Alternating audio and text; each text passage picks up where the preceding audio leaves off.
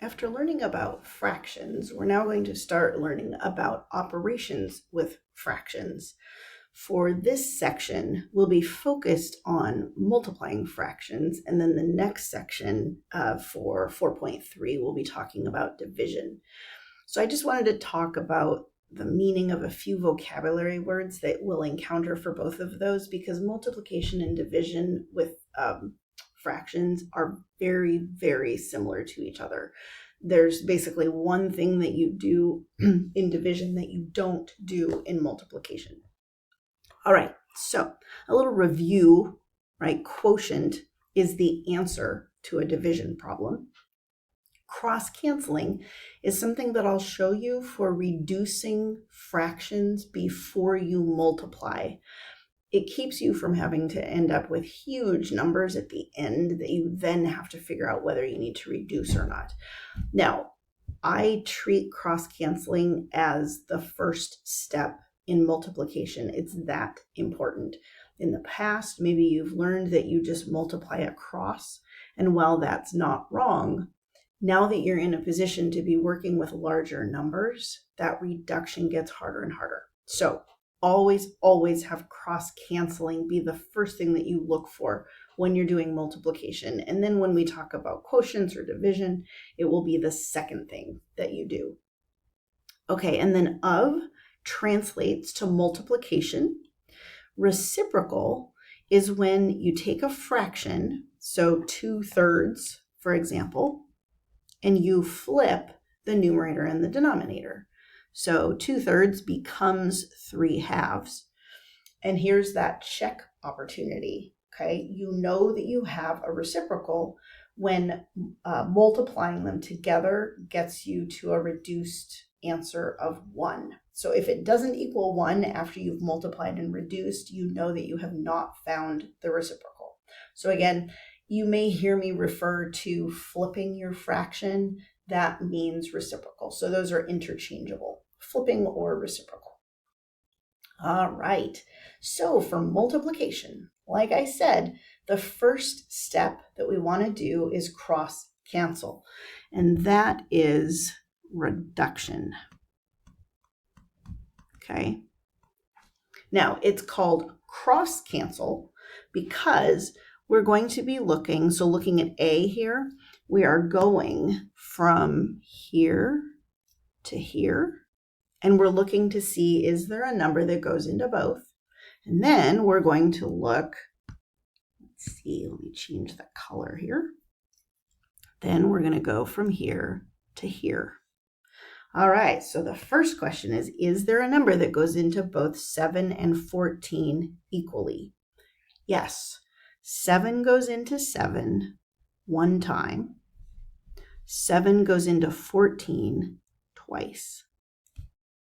Now going the other way, 3 goes into 3 one time, and 3 goes into 15 5 times. So 3 goes into 3 one time, 3 goes into 15 5 times. Now we're at B. We're ready to multiply across. So 1 times 2 is 2 over 1 times 5 is 5. And that is your final answer. Now you may be thinking, wait, whoa, Mandy, I don't understand how that reduction happened. So we can use what we did with the prime factors. If you watched that video where we and actually, they don't even have to be the prime factors. They can just be the introduction to common factors. You can break each of these fractions into factors. So 3/7, both of those are prime. So those can't change. But 14 can be written as 2 times 7 and 3 times 5. Okay? So now visually, it's a little bit easier to see what is there that can cancel and then what's left. So looking from here to here, right? I've got 3s, so those cancel. 3 goes away and 3 goes away. Well, 3 divided by 3, or 3 goes into 3 one time. And then going the other way, I have 7 that's the same. So I go ahead and cross that off. cross that off. I have 1 left over.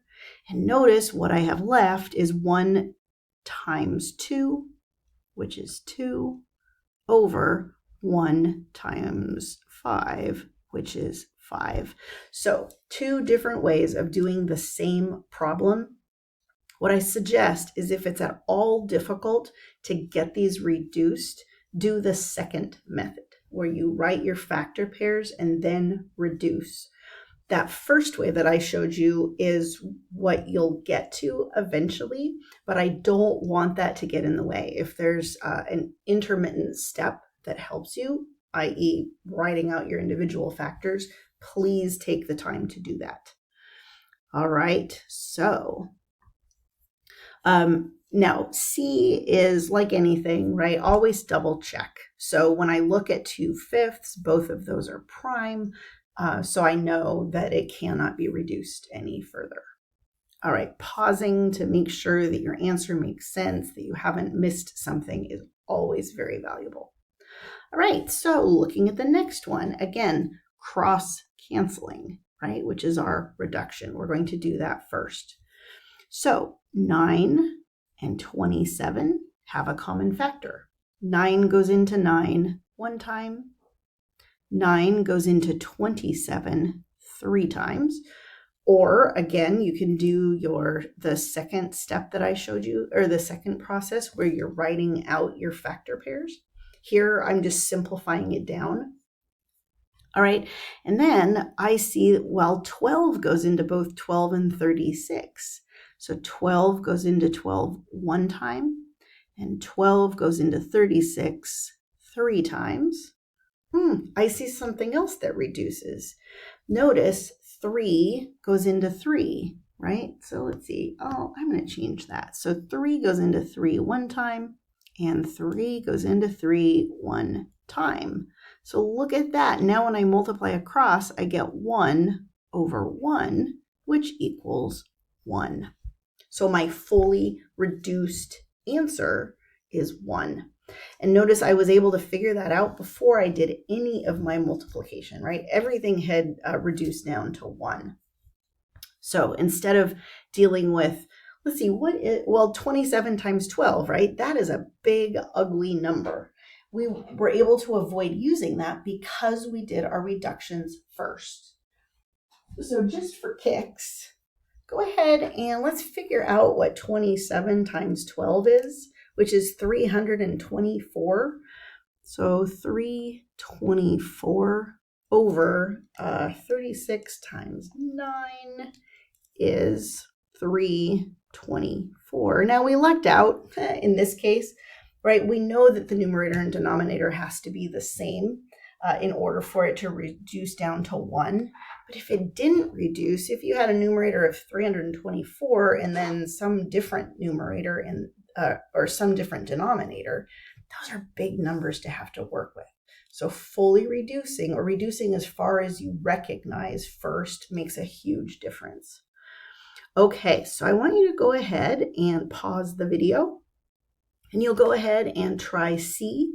Again, follow the steps, cross cancel first, then multiply across, and then double check that you did actually fully reduce. All right, so let's see here. I'm going to go ahead and go back to green. All right, so I'm going to look here, 27 and 18. Well, let's see, 9 goes into both of those. I'll go ahead and do the second way that I did it on the first problem, just so you can hopefully get more comfortable with both methods. But here I have 3 times 9 equals 27. 2 times 9 is 18. I'll go ahead and cross those off. Okay, and then 1 times 13 is 13, and 2 times 13 is 26. So now I'll use a different color here. I'll go ahead and cross off what's the same. So 13 and 13 are the same, and 9 and 9 are the same. Now that I've reduced, right, I'm on to multiplying across. So I get 1 times 2, which is 2, over 3 times 2, which is 6. Now notice I went ahead and did my my multiplying across, which is totally fine, but 2 and 6 still have a common factor. And if I look here, notice there's a 2 and a 2 that I could have crossed off. But because I didn't, it just means that I need to catch that reduction now before my final answer. So 2 divided by 2 and 6 divided by 2, that gives me 1 over 3. And that is your final answer. So that's a great example of going through, right, reducing everything, multiplying, and then discovering that, oh, wait a minute, there's still something else that I can take out, and that's fine as long as you remember to do that. For these problems, we're going to use a little bit of, I like to call it translation. Anytime we have English words that align with a math symbol, we can treat it like we are translating between any two languages. This just happens to be English, a language of words and letters, to math, a language of symbols. So at the beginning of this section, we talked about the word of and how of is multiplication. Okay. So whenever I see of, I can replace that with a multiplication symbol. All right. Now, another thing. Anytime you have a combination of fractions and whole numbers, you must put a 1 under the whole number. Okay, so I'm going to rewrite 3/4 of, and again, whole number, so 96 over 1. Now, why can I do that? Well, remember that fractions are division. So this is the same thing as saying 96 divided by 1 is 96. But when you're dealing with fractions, you want to have it be very clear that even if there isn't a visible denominator, there is still a denominator. It just happens to be 1. It makes a huge difference as we move forward. So starting it now, as soon as we start dealing with this, again, we'll be training our brains so that every time you see that, you automatically put a 1 under. So don't underestimate the importance of that, okay? So now I go ahead and I do my cross canceling, right? So I know that 96 and 4 are both divisible by 2. Because 6 is divisible by 2 and 4 is divisible by 2. They might be divisible. I know 4 is divisible by 4, but what about 96? Let's test it. So 96 divided by 4 is a whole number. So I am going to go ahead and do 4 times 24. And then that 4, right? Let's see. So that's 1 times 4. So the 4's go away. And then there's nothing else that I can cross off. So I do my multiplying across. I get 3 times 24, which is 72 over 1, which again is the same as 72 divided by 1. So my final answer is 72. So of becomes the multiplication symbol, and the whole number has to have a 1 underneath. So go ahead and try B, pause the video, and then come back and watch me go through it. All right.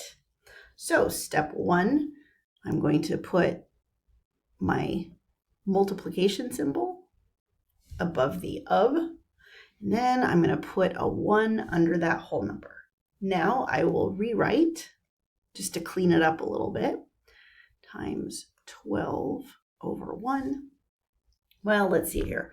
4 goes into 8 and 4 goes into 12. So 4 goes into 8 twice. 4 goes into 12 3 times. Now it's fully reduced. I don't see anything else that can come out. So I multiply across. So 7 times 3 is 21 over 2 times 1 is 2. And that is your final answer. So another thing, if you only have integers or fractions, you need to work in integers and fractions, and your answers need to be fully reduced fractions or integers. No decimals. Okay, decimals only happen if you're already working in decimals or if there's an application problem, because we talk in decimals, right? Like 3.5 feet. You can write it as fractions. We also can write them as decimals. So for all of these problem types, you would be working in fractions and your answers will be fully reduced fractions unless otherwise indicated. All right, so go ahead and work on C and D by pausing the video. You'll be setting up the expression, right? So converting the of to multiply, get that 1 under the whole number, and then do your cross canceling and then multiply.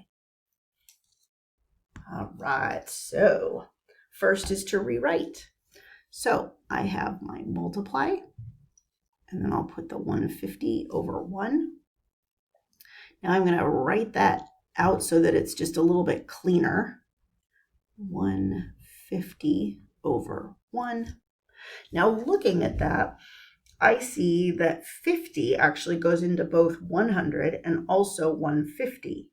Now that is a greatest common factor. So if you thought of something smaller that goes into both, that's totally fine. It just means that you'll end up reducing a couple of times. No problem at all. But because I recognize that 50 goes into 100 and it goes in twice, right? So I have 2 remaining. 50 goes into 150 3 times. And then looking around, I don't see any other values that can be reduced. So I'll go ahead and multiply across. So I have 81 times 3, which is 243 over 2 times 1, which is 2. And that is your final answer. All right, and then the last one here for D. All right, so I'm going to do my multiply. And then that over 1. Rewrite 44 over 27 times 90 over 1. Now notice without the 1 in the denominator, it's harder to see what can actually be reduced, right? So that's why having the 1 is so nice, because it's clear that the 90 is in the numerator and not in a denominator. So just an example of why putting the 1 is so important and so helpful. All right, so I'm looking for my common factors. So 9 goes into 27 3 times. 9 goes into 90 10 times. I don't see any other things that I can reduce.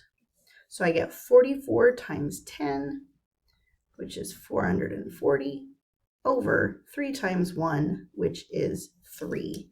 And that is my final answer.